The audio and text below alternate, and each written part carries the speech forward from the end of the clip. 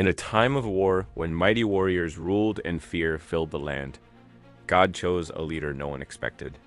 Not a king, not a general, a woman. Her name was Deborah, and this is her incredible story. For years, the nation of Israel had turned away from God, and as always, oppression followed. For 20 long, brutal years, a Canaanite king named Jabin ruled over them with an iron fist. His commander, a man named Sisera, commanded a terrifying force of 900 iron chariots. These were the tanks of the ancient world, the most advanced and fearsome weapons of that time. Against such a force, Israel was powerless. Fear was so widespread that villages were abandoned. People hid on the back roads, too afraid to travel the main highways. The spirit of the nation was broken. Finally, in their desperation, the people cried out to God for help, and God answered. He answered through Deborah. Deborah wasn't a soldier or a politician in the way we think of them. She was a prophetess and a judge. She held court under a palm tree, a place that came to be known as the Palm of Deborah. People from all over Israel would travel to see her, seeking her wisdom and her righteous judgments. She didn't wear armor or carry a sword, but she carried something far greater, the very voice of God. She was a direct line to the heavens, a beacon of hope in a land shrouded in darkness. One day, Deborah's role was about to change dramatically. She summoned a military leader from the tribe of Naphtali, a man named Barak. Imagine his surprise, being called not by a king, but by a woman sitting under a tree. Deborah looked at him and delivered a direct, powerful message from the Lord himself.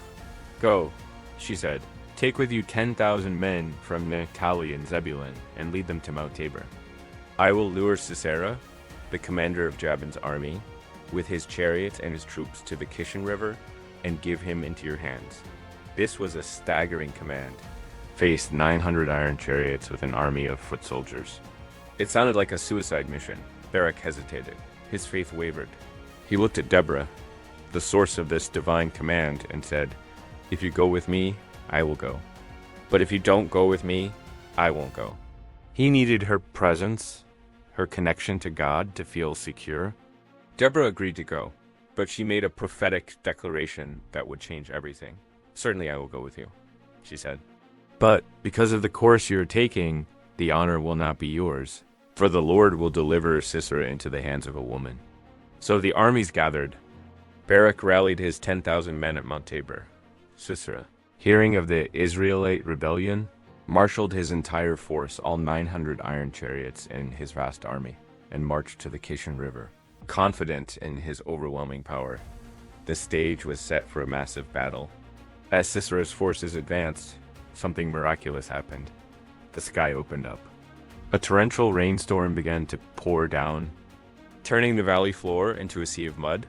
The mighty iron chariots, Sisera's greatest advantage, became his greatest weakness.